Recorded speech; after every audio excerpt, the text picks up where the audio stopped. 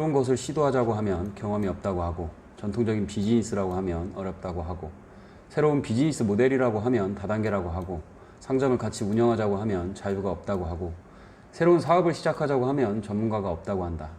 그들에게는 공통점이 있다. 구글이나 포털에 물어보기를 좋아하고, 희망이 없는 사람들에게 의견을 듣는 것을 좋아하고, 자신들은 대학교 교수보다 더 많은 생각을 하지만 장님보다 더 적은 일을 한다. 내 결론은 이렇다. 당신의 심장이 빨리 뛰는 대신 행동을 더 빨리 하고, 그것에 대해서 생각해보는 대신 무언가를 그냥 하라. 가난한 사람들은 공통적인 한 가지 때문에 실패를 한다. 그들의 인생은 기다리다가 끝이 난다. 그렇다면 현재 자신에게 물어봐라. 당신은 가난한 사람인가?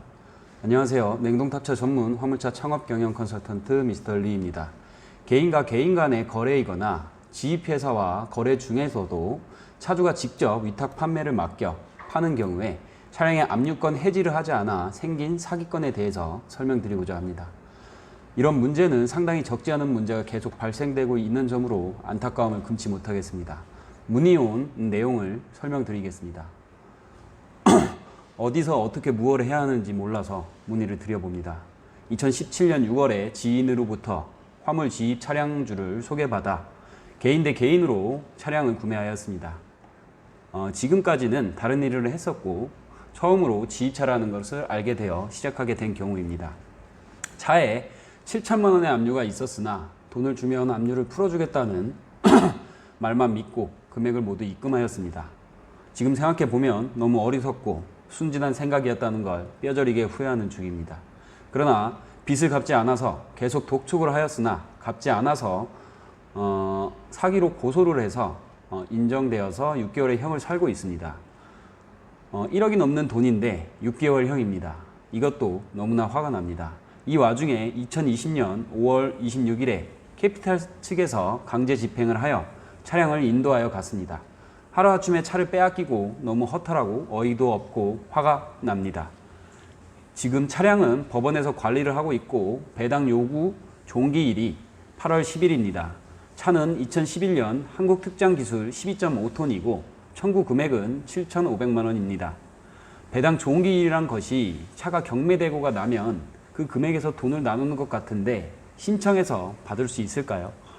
이 차량에 작년부터 환경계산 부담금이 미납이 되어서 압류가 2건, 미납이 1건이 있습니다.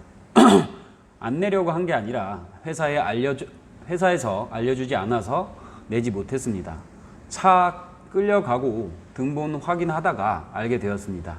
이 금액이라도 안 내면 60만 원은 버는 걸까요? 혹은 내야 하는 걸까요? 책임보험 만기가 8월 12일인데 이것도 공제 가입을 해야 하나요? 아니면 안 해도 되는 건가요? 어디에다가 물어보고 무엇부터 해야 하는지 정말 아무것도 모르겠습니다. 라는 질문을 하셨고 이분에 대해서 제가 이 질문에 대해서 답변을 드린 부분을 이야기로 설명드려 보겠습니다. 우선 첫째로 배당 종기일이란 것이 차가 경매되고가 나면 그 금액에서 돈을 나누는 것 같은데 신청해서 받을 수 있을까요? 예, 가능합니다. 사기죄의 형은 형사법에 속하므로 민사법과는 별개로 판단되어지기 때문에 민사소송을 통해서 신청하시면 받을 수 있습니다. 하지만 현재 차량의 가격이 얼마에 낙찰되는지에 따라 받을 수 있는 금액이 정해져 있기 때문에 현 차량의 금액에서 낙찰이 되지 않을 시 계속해서 유찰이 될 것이며 그로 인해 최종 낙찰되는 금액에서 몇 퍼센트를 정도를 받을 수 있게 되실 것 같습니다. 두 번째 질문. 이 차량에 작년부터 환경 개선 부담금이 미납이 되어서 압류 2건, 미납 1건이 있습니다. 안 내려고 한 게 아니라 회사에 알려주지 않아서 몰랐고요. 차를 차가 끌려가고 등본을 확인하다가 알게 되었는데 이 금액이라도 안 내면 60만 원은 버는 걸까요? 아니면 제가 내야 되는 건가요? 현 차량이 지입차이기 때문에 지입차의 명의로 압류가 잡혀 있을 것으로 판단이 됩니다. 현재 60만 원 가량의 금액을 내시지 않는다고 해도 사장님 이름으로 차량의 명의가 되어 있지 않기 때문에 직접적인 피해는 운수회사가 1차적으로 받게 될 것입니다. 내지 않아도 된다는 얘기인데요. 이것은 양심에 맡기도록 하겠습니다. 하지만 현물 출자를 사장님 명의로 하셨다면 운수회사 쪽에서 압류권에 대한 피해 보상 신청을 할 수가 있습니다. 그렇게 되면 사장님께서 이 금액을 처리하셔야 될 것으로 보여집니다.